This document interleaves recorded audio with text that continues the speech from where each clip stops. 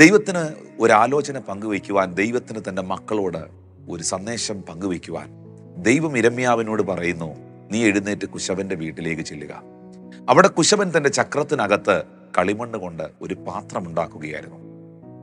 എന്നാൽ പാതി വഴിയിൽ കുശവന്റെ സ്വപ്നങ്ങൾക്കൊത്തവണ്ണം കയറി വരുവാൻ കഴിയാതെ ആ പാത്രം ചീത്തയായിപ്പോയി.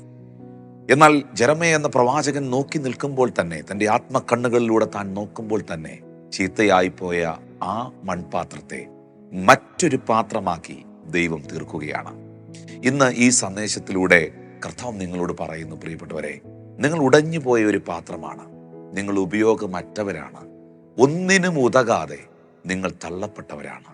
എന്നാൽ കുശവന്റെ കരത്തിന് നിങ്ങളെ മറ്റൊരു പാത്രമാക്കി തീർക്കുവാൻ കഴിയും.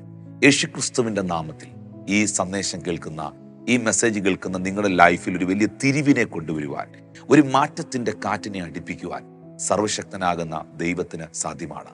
ഒരിക്കലും കളിമണ്ണ് പ്രതീക്ഷിച്ചില്ല താൻ മറ്റൊരു പാത്രമായി തീരുമെന്ന്.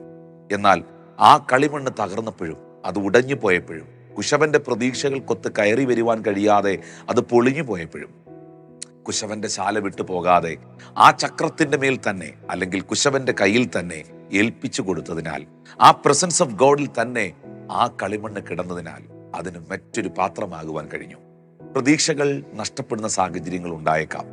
പ്രതികൂലങ്ങൾ ഒരു പക്ഷേ ജീവിതത്തിലേക്ക് ആഞ്ഞടിച്ചേക്കാം. നിങ്ങൾ ഇന്ന് പല പ്രതികൂലങ്ങളെ ഫേസ് ചെയ്യുന്നുണ്ടായിരിക്കാം.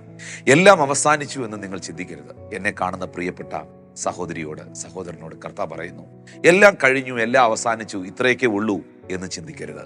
സ്വർഗത്തിലെ ദൈവം നിങ്ങളോട് പറയുന്നു, നിങ്ങളെ മറ്റൊരു പാത്രമാക്കി തീർക്കുവാൻ ദൈവത്തിന് കഴിയും. ഞെട്ടിക്കുന്ന നിലകളിൽ, മറ്റുള്ളവരെ അത്ഭുതപ്പെടുത്തുന്ന നിലകളിൽ, എല്ലാം തകർന്നു പോയി എന്ന് എന്നെ നോക്കി പറഞ്ഞവരുടെ നടുവിൽ, ഇനിമേലാൽ ഉയരുകയില്ല എന്ന് വിധിച്ചവരുടെ നടുവിൽ, സർവശക്തനാകുന്ന ദൈവത്തിന്റെ കരം നിങ്ങളെ ഉയർത്തും, നിങ്ങളെ മാനിക്കും, നിങ്ങളെ ഒരു അത്ഭുതമാക്കി തീർക്കും. നിങ്ങളെ മറ്റുള്ളവർക്കും സമൂഹത്തിനുമൊക്കെ കൊള്ളാവുന്ന ഒരു മാനപാത്രമാക്കി സർവശക്തനാകുന്ന ദൈവം മാറ്റും.